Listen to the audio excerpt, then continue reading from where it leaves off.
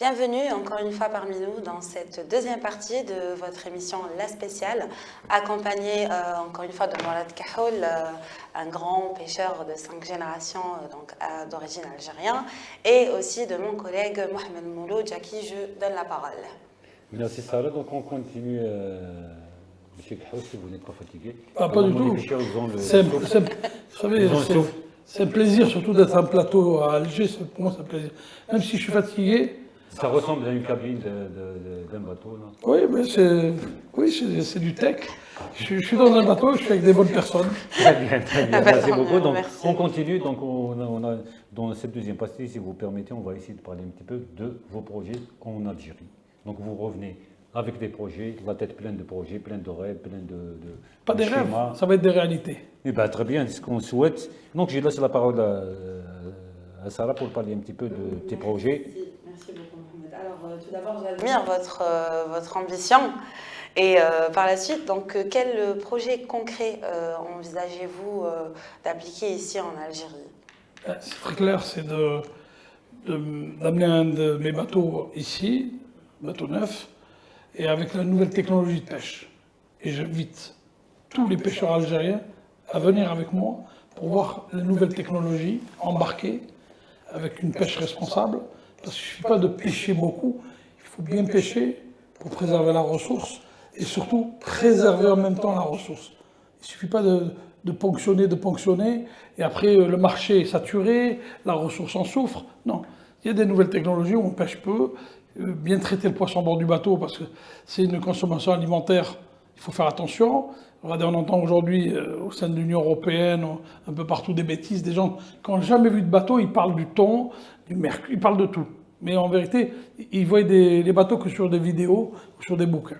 Et là, aujourd'hui, mes ambitions, c'est d'amener des nouvelles technologies de pêche, venir avec mon bateau, reprendre comme je faisais avec mon père, et finir mes jours tranquilles. Monsieur Kahoul, c'est quoi une nouvelle technologie de pêche? Aujourd'hui, alors que pêcher, il suffit de prendre un poisson de l'eau et de... Oui, le matériel de pêche est très important. Oui. Aujourd'hui, moi j'ai du matériel que j'ai acheté en Asie, au Japon. C'est un matériel très sélectif. Il ne suffit pas de pêcher avec des petites mailles pour prendre du petit poisson. C'est des grosses mailles qui prennent que du gros. Le petit, il faut le laisser. Pour grandir et tout ça. Et après, un poisson, vous savez, par exemple, le thon, un poisson de 15 kilos, il a fait déjà deux reproductions. C'est 26 000 œufs.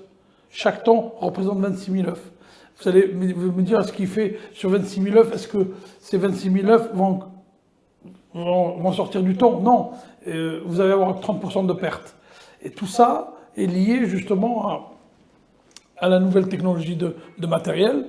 Le matériel qu'on pêche avec aujourd'hui, c'est plus le matériel d'avant. Quand on voit le matériel qu'a certains pêcheurs ici, c'est vétus, n'est plus aux normes. Je veux dire, c'est plus du matériel sélectif. Donc il n'est pas rentable. Et il n'est pas rentable, bien sûr. Il n'est pas rentable.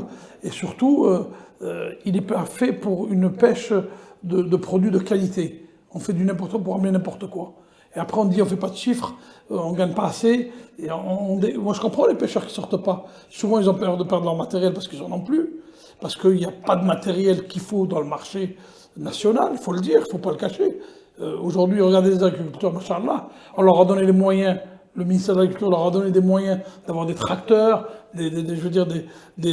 pour labourer la terre, de la graine, de la semence. Ils importent tout ça. Faisons la même chose avec la pêche. Vous trouvez que le fait que ce ne soit pas assez rentable, quand on parle de la pêche, c'est à 100%, c'est relatif à 100% au matériel? Bien sûr. Moi, je discute avec les pêcheurs. Il me dit, moi, j'ai par exemple 3 km de filet. J'ai mis, attends, demain, ils annoncent beau temps. Il me dit, moi, quand ce sera beau temps, je sors. Je dis, mais il faut qu'elle ait la veille pour le lendemain. Il me dit, j'ai peur de le perdre. Si je le perds, je ne peux plus sortir. Et je le comprends, le personnage, je le comprends. Mais tout ça est lié avec du matériel électronique aussi, pour avoir des bulletins météo en temps réel. Tout ça, c'est pourquoi je ne dis pas que moi je suis mieux que les autres, mais moi sur mon bateau, il est surdimensionné, on a du matériel dernière technologie, on sait la météo, ce qui va se faire dans 3 heures, dans 4 heures, et je prévois ma sortie en pêche. Je ne veux pas attendre que j'entends le bruit. Regardez, il y a des gens qui travaillent ici sur la côte algéroise. L'antenne Tabouzria, c'est les insignes. Le phare de Guilloville, mais tout ça c'est obsolète. Aujourd'hui, il fallait chercher des nouvelles techniques de pêche, de nouvelles zones de pêche dans des eaux profondes. Il faut les pêcher à 1000 mètres, à 2000 mètres. Mais ils ne peuvent pas y aller parce qu'il manque de la corde, il manque du matériel. Et tout ça, quand on amène ce matériel, aujourd'hui, on peut être compétitif avec nos voisins. Donc c'est un handicap technique. Technique. Il n'y a rien d'autre. Et ça, je l'ai vu depuis très longtemps. Si on a du matériel, je pense que les gens pourront investir et partir à la pêche tranquillement. Avant, Sarah nous a parlé un petit peu du temps. On va essayer de parler du temps, puisque vous avez cité du temps météorologique ou du temps... Non, le temps THON, le temps par rapport au quota. Oui. Qu'en est-il du quota algérien? Je pense que le quota algérien est en train de remonter. Et moi, je le dis, je suis fier de le dire. Aujourd'hui, en 2008, je me suis refait mettre à l'ordre par l'Union européenne, parce que je suis vice-président des Nations Unies, pour les captures de thon pour l'ICCAT. Et je suis membre de la commission.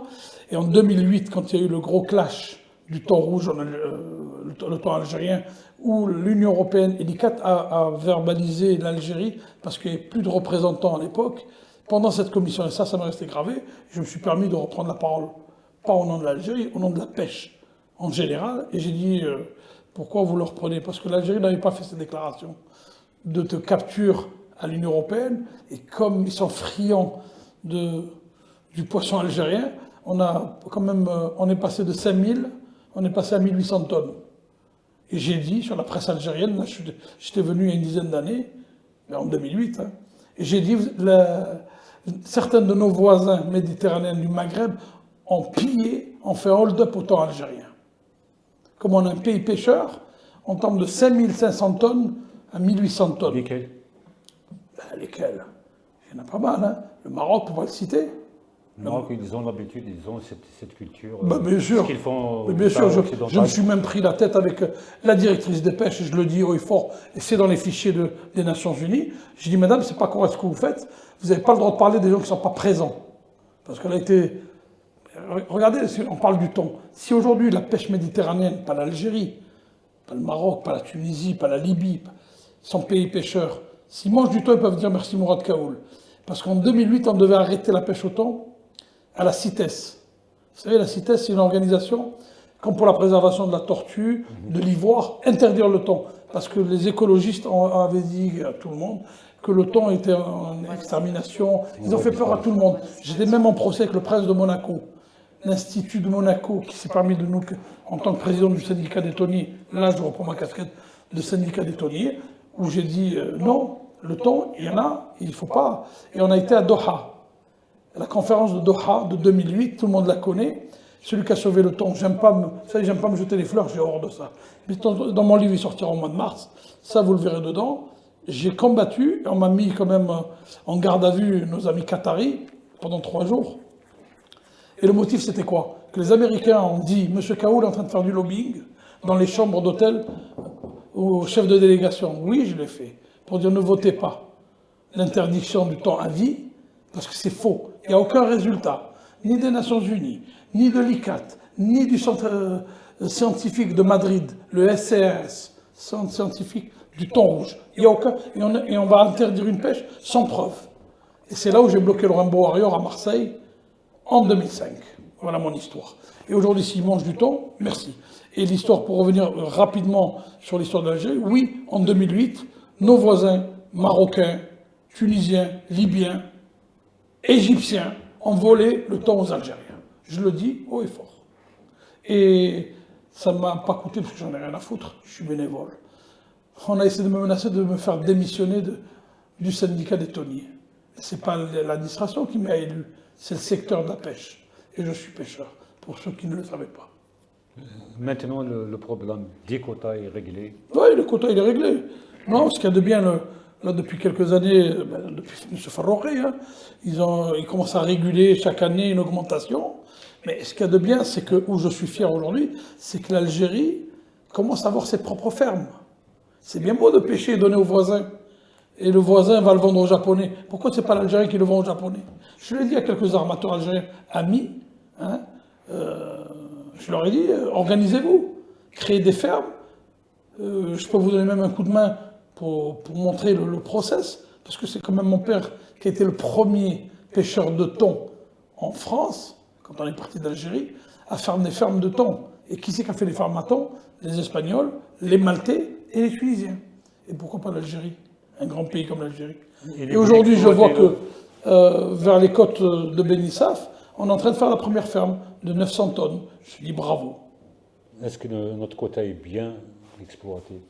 Oui, il est bien exploité. On a des beaux bateaux maintenant. On a des armateurs de qualité. Ils sont en train de travailler. Ils sont dans les conférences. Ce qui me plaît, c'est qu'aujourd'hui, ces armateurs voyagent. Ils étaient cette année à Chypre pour la conférence de l'ICAT. Moi, je n'ai pas été parce que j'ai décidé de boycotter pour une fois. Et j'ai boycotté, je n'ai pas voulu aller, mais mon vice-président m'a représenté. Mais j'étais au courant en temps réel de tout ce qui se disait.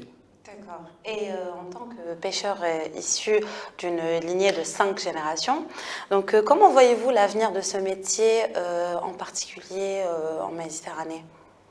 Très bien, très bien. On a une chance. On a une chance en Algérie. Daou alina, les anciens, les Moudjahidine, Allah yarhamhum. Daou alina bil khair.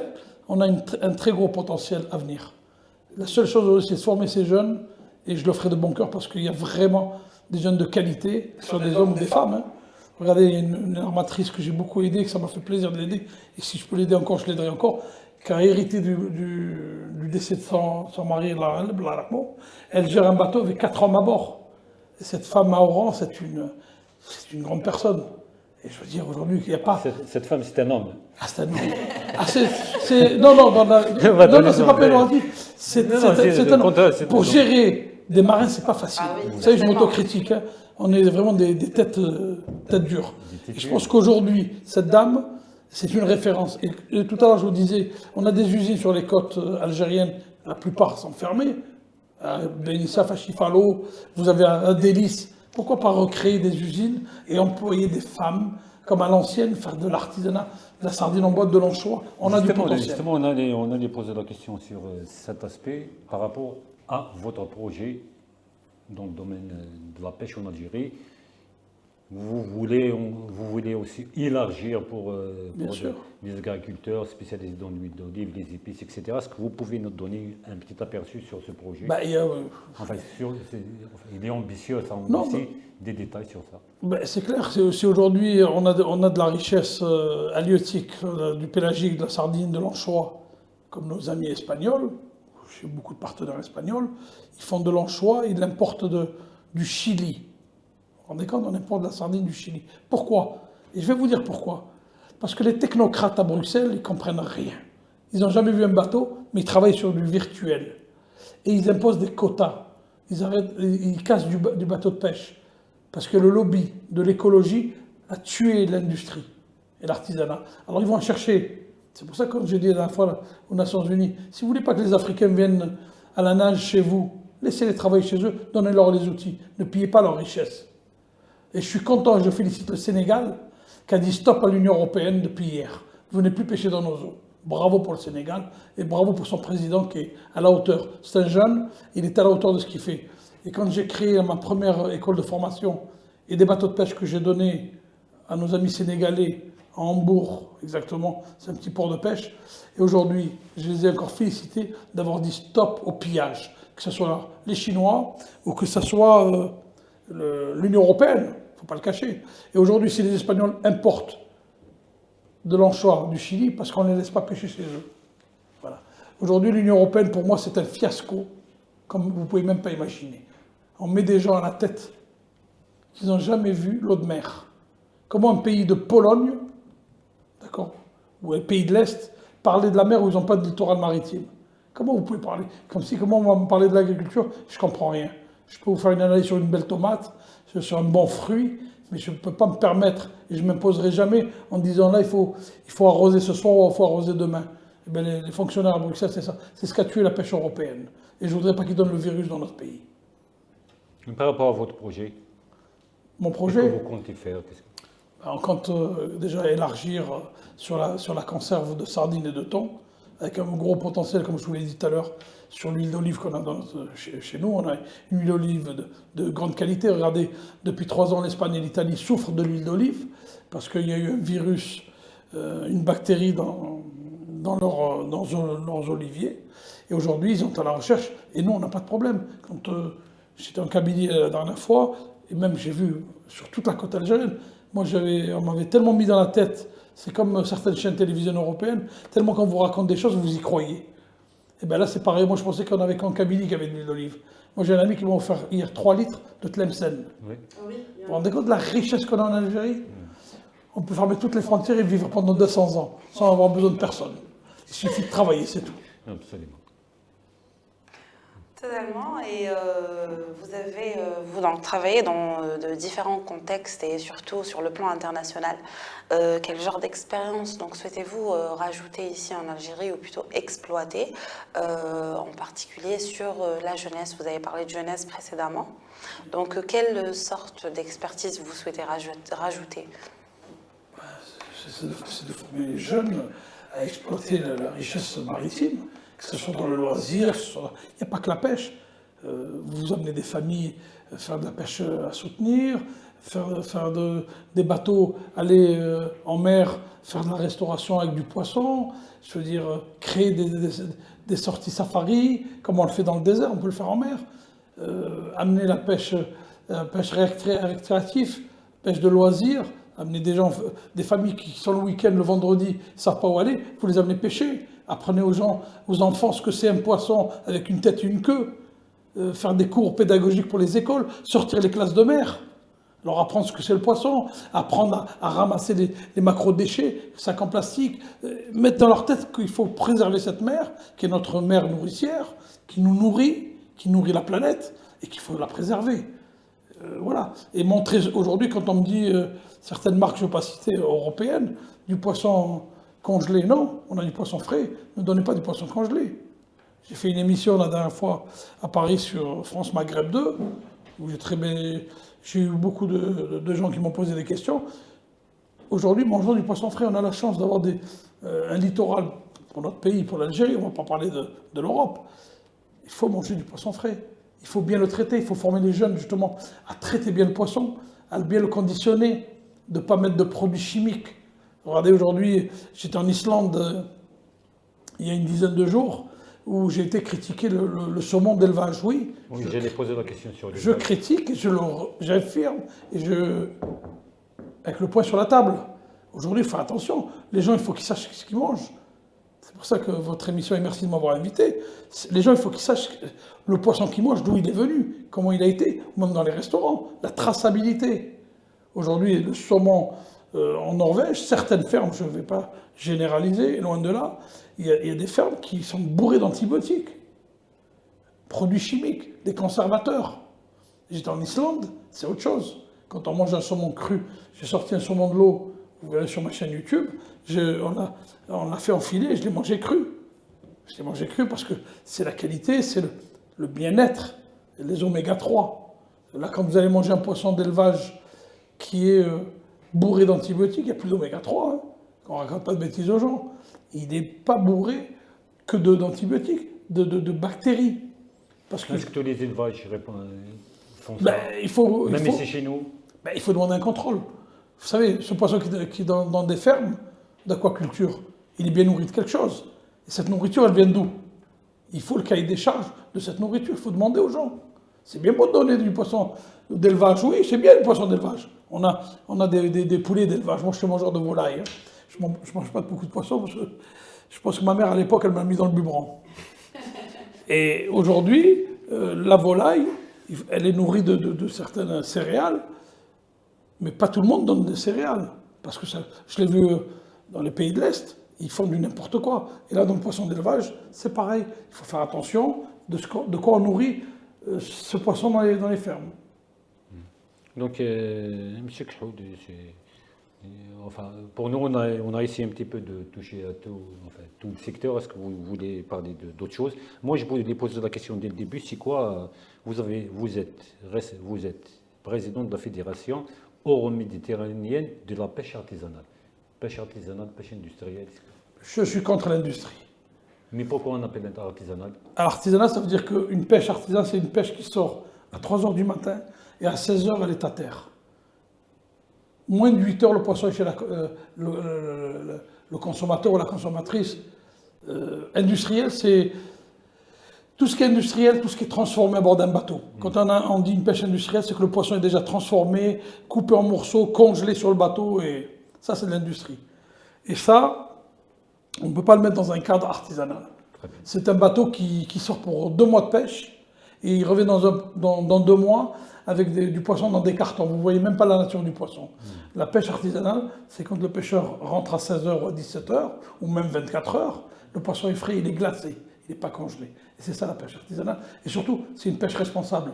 C'est pour l'Algérie, on pourrait dire du dimanche au jeudi.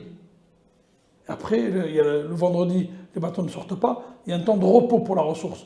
Comme j'ai fait imposer en tant que président de la Fédération méditerranéenne, à l'Union européenne, ça n'a pas été facile, ça a été un combat, que de dire le bateau, du lundi au vendredi, ils pêchent. Et tous les bateaux qui rentrent après 16h, ça passe en C.